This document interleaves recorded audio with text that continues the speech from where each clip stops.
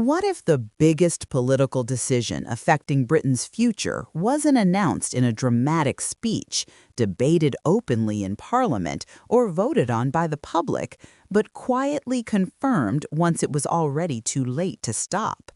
Tonight, critics are using the strongest language possible after what they say is Keir Starmer's most controversial move yet, a decision some are calling not just a mistake, not just a betrayal of promises, but a fundamental turning point for the country itself. Welcome to Power and Policy UK, the channel breaking down the decisions shaping Britain's future. No spin, no slogans, just the power plays, the policies, and what they really mean for you. The word treason is one of the most explosive in British political history.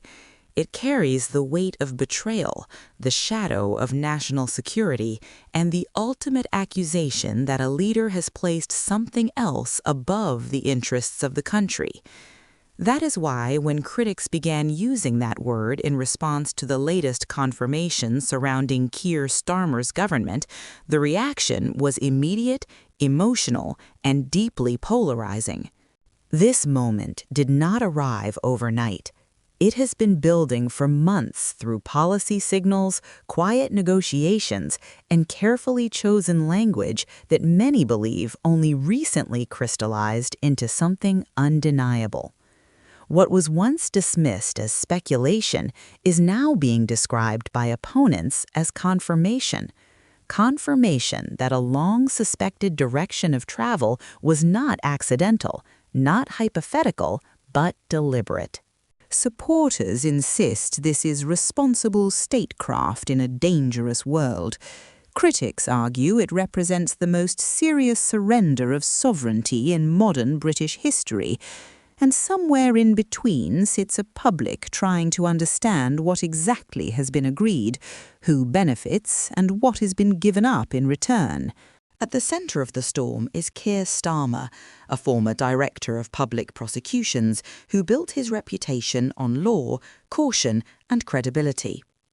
When he entered Downing Street, he promised stability, competence, and a reset after years of chaos. Yet, to his fiercest critics, that reset now looks less like renewal and more like realignment. The controversy centers on confirmation of deepened commitments and policy positions that critics argue go far beyond normal diplomacy. These include binding international arrangements, strategic concessions, and long-term obligations that, once locked in, will be almost impossible for future governments to reverse. While the government describes these moves as pragmatic and necessary, opponents describe them as irreversible and dangerous. The key issue is not cooperation itself. Britain has always worked with allies. The issue is scale, permanence, and control. Critics argue that what has now been confirmed represents a transfer of decision-making power away from Parliament and toward external bodies, agreements, or frameworks that the British public never directly voted for. They argue that this undermines democratic accountability and national autonomy. What has inflamed the situation further is the way the confirmation emerged, not through a national address, not through a referendum, not even through a major parliamentary vote that commanded public attention. Instead, it came through documents, statements, and admissions that, when pieced together, painted a much clearer picture than any single announcement ever did. This is why critics say the language has shifted from policy disagreement to something far more severe. In their view, this is not simply a different vision for Britain. It is a fundamental change to the country's status, obligations, and freedom of action, undertaken without explicit public consent. Supporters of the government push back strongly against this narrative. They argue that the world has changed, that isolation is not strength, and that shared frameworks are essential in an era of global threats. They say the accusations are inflammatory, irresponsible, and designed to stoke outrage rather than inform debate. They point out that every modern government signs treaties, participates in international institutions, and accepts limits in exchange for influence. They argue that framing this as betrayal cheapens the real meaning of treason and risks undermining trust in democratic politics itself.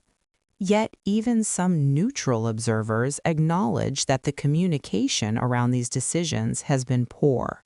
Ambiguity may have been politically convenient at first, but it has created a vacuum now filled by suspicion.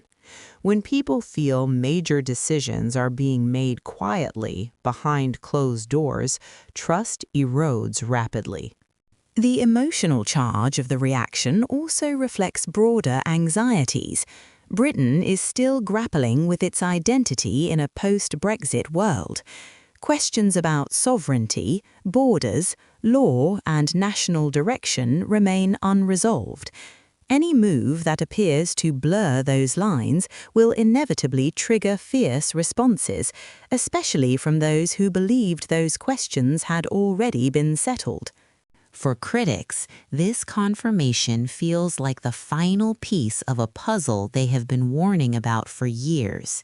They argue that earlier reassurances were always carefully worded, technically accurate, but strategically misleading. Now, they say, the reality is visible, and it cannot be undone quietly. Some have gone further, using the most extreme language available, arguing that knowingly committing the country to arrangements that contradict the expressed will of the electorate amounts to a betrayal of duty. Others stop short of such language, but still describe it as the most consequential and damaging decision of Starmer's leadership to date. It is important to note that no court has ruled any action illegal. No formal charge exists. The argument is political, not judicial. But politics is where legitimacy lives or dies, and legitimacy depends on consent. The government insists that consent was granted through a general election victory and that its manifesto commitments allow for these actions. Critics counter that the specifics were never laid out clearly enough for voters to make an informed choice. This disagreement over mandate lies at the heart of the crisis. The confirmation has also exposed fractures within Parliament itself. While party discipline has largely held, discomfort is evident. Some MPs have raised concerns quietly. Others have defended the moves publicly while acknowledging the political cost. The sense that something historic is happening is shared even by those who support it. International reaction has been cautious but telling. Allies have welcomed clarity and commitment.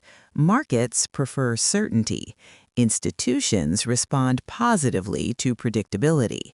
But these external approvals only reinforce the fears of critics who argue that foreign satisfaction should never outweigh domestic consent. For the public, the issue is complex and often obscured by technical language. Terms like alignment, frameworks, and cooperation mechanisms sound harmless, even boring. But critics argue that beneath these words lie real consequences for lawmaking, spending, borders, and accountability. The anger is not just about policy, it is about trust. Many feel they are being managed rather than consulted, reassured rather than informed, told not to worry rather than shown the full picture. This is why the word confirmation matters so much. It implies finality. It implies that the debate has moved from whether something might happen to the reality that it already has. Whether history judges this moment as responsible leadership or reckless overreach will depend on outcomes that are still years away, but politically the damage is already visible. A narrative has taken hold, and once such narratives solidify, they are extremely difficult to reverse. Keir Starmer's defenders argue that leadership sometimes means making unpopular decisions for the long-term good. His critics argue that leadership also requires honesty, transparency, and respect for the limits of power granted by the public. Between those positions lies a country still searching for clarity about its future and its leaders' intentions. The intensity of the reaction shows that these questions are far from settled. This is not just another policy row, it is a collision between competing visions of democracy, sovereignty, and responsibility. And regardless of where one stands, it marks one of the most significant and contentious moments of Starmer's political career. As the implications continue to unfold, the debate will only grow louder. Supporters will point to stability and international standing. Critics will point to loss of control and broken trust. And the public will be left to decide which version of events feels closer to the truth. What is clear is that this confirmation has changed the conversation. It has raised the stakes, and it has ensured that Keir Starmer's leadership will be judged not just on competence, but on whether the country believes it was truly consulted on the direction it is now heading. This is Power and Policy UK. If you want clear analysis on who holds power and how it's used, subscribe, stay informed, and stay questioning.